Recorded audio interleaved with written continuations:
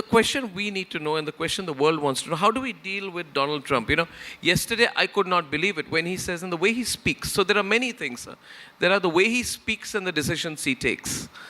25% plus 10%, and then as if that is not enough, then you go and call the Indian economic policy, trade, tariff issues obnoxious. As if that is not enough, you say, I am going to help dig oil in Pakistan.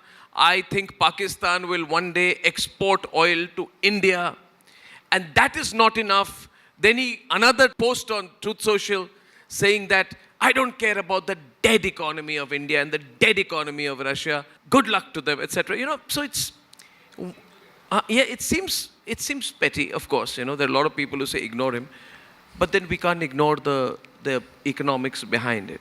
So can I have your overall understanding and sense of the situation and how you would have dealt with it, sir, if you were in government, and what you feel about the way the Modi government is dealing with this present situation, sir? Thank you, sir.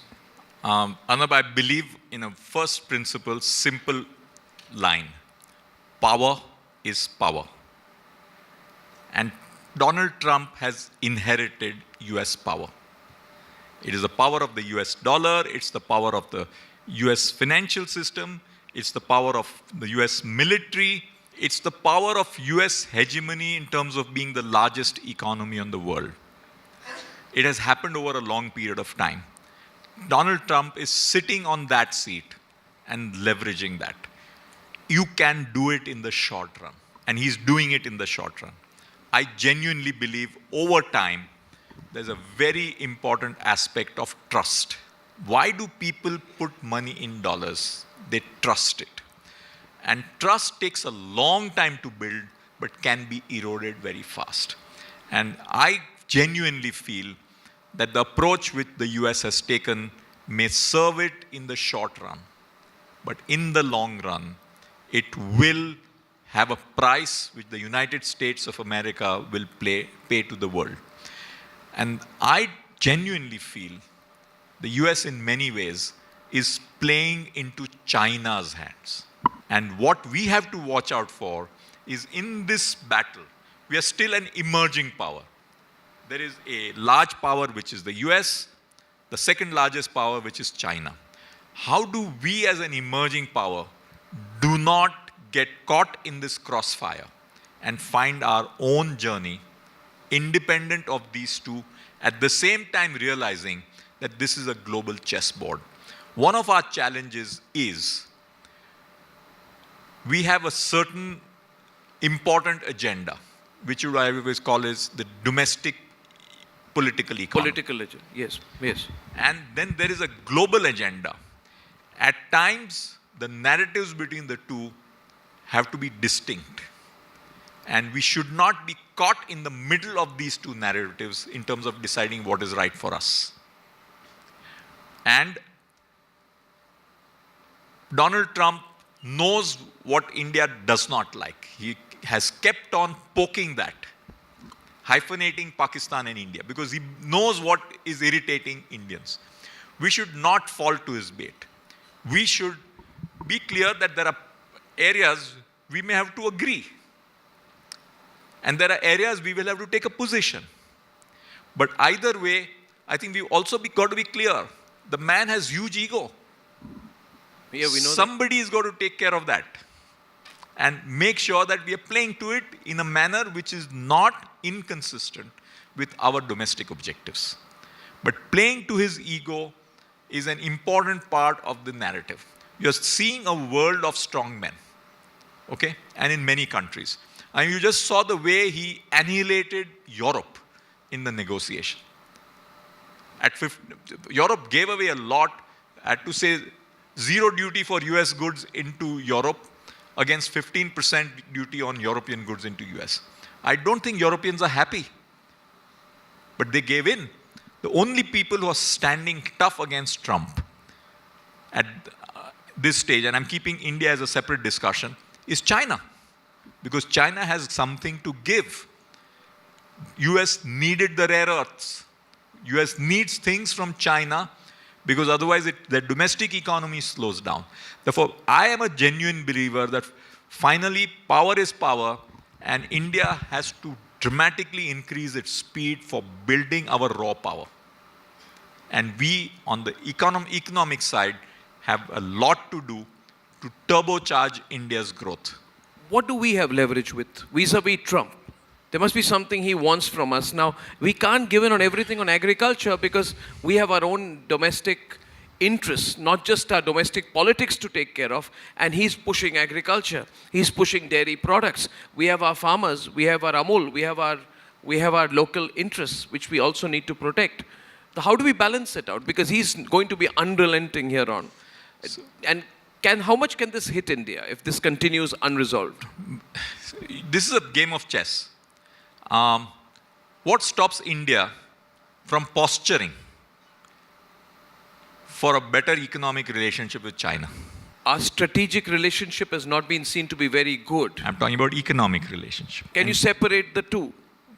My view is we have to play the cards which will make the US uncomfortable. And economics, China has a $100 billion trade surplus with us. We have taken a strategic call that we will get closer to the US and to that extent be a little distant from China. But if US is going the way it is, we have to find what makes sense for us. Finally, it is self-interest. But if they have a $100 billion trade surplus with us, is it Chinese leverage on us or our leverage on China? But China already has that. They already have it. So aren't we supposed to reduce it? How will you reduce it? Now you will have a challenge. Shouldn't we do that? But that is back to domestic manufacturing. Yes. I mean, India imports Ganeshas and Rakhis. Yes. Shouldn't we stop doing that? But then we have to produce cheaper here. But can we produce cheaper We here? should. And mixers, grinders, Ganeshas, absolutely. Rakhis, everything. What can India do to make things in time, that is return on time invested, and more productively and cheaper? But that will take time. But you have to start.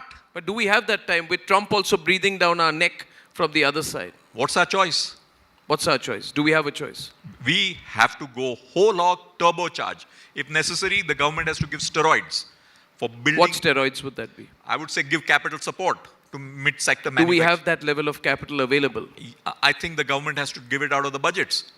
One of the great things India has done in the last few years is phenomenal macroeconomic stability. Great control over fiscal deficit. We got to manage that. I think there have been many areas of success on our macroeconomic side. We have to use that leverage to turbocharge India's businesses. But you're also walking a thin line geostrategically. You mentioned domestic politics to be one thing and international economics on the other. Yeah. May I add a third dimension, which is geostrategic stability? We've been through Operation Sindoor. We don't like the hyphenation with Pakistan. It's unfair. But the fact is that we have a long border with China. We have a long, troublesome border with Pakistan, right? And a line of control. We have to hold our own. We are in no camp, right? And we are still a few years away from getting to that level of defense production and capacity that we should to counter China completely. So what do we need to do? I mean, I think this government's got a lot to do in the next 2 or 3 years. Arnab, the biggest strength India has is its domestic part of the economy. Our international part of the economy is much smaller than a China, a Japan, Middle East, or any other country. And fortunately, oil prices are low. So we are in a reasonably good macroeconomic situation. And this is the time to turbocharge at steroids India's domestic economy, finance it, grow it, and relentlessly focus. Keep buying oil from Russia. I don't know the impact of that. That's a matter of negotiation. What would you do? It depends on what the terms of sanction are. So that's a simple trade call. But then you'll spoil the relationship with Russia if you relent there. You have to figure out what it costs. Finally, we have to do our self-interest. Go back to cash flow. How much is the cash flow you'll give up for what? And that's the trade you have to calculate very carefully and very smartly and succinctly. Do you think we are in for rough weather in the next 2-3 years? I would like every Indian to assume we will be in rough weather and prepare to do very well in rough weather. Men and women and strength are built not in good weather. It's built when the going gets tough. Wow, that's And the amazing. going gets tough, tough get going. Indians must wake up. We should get out of our comfort zone that everything is great, even if it is. Let us have a sense of a paranoia. Okay, India is going to be getting attacked from the global side. What are we doing? How are we shaking ourselves? And it takes me back to the 80s and 90s when many of us were very insecure about India's future. Yes. And we were convinced we'll build it. You remember in 1992, when India first started opening up, there was this so-called Bombay Club, worried about being attacked by the foreigners. Yep.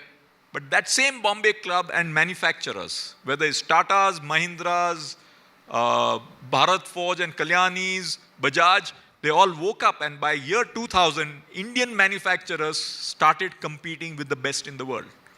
So where is that sense of paranoia in every Indian? I genuinely believe Indians should get out of their comfort zone. Yep. This is the time for Indians to wake up and say, next 2 or 3 years are tough for us.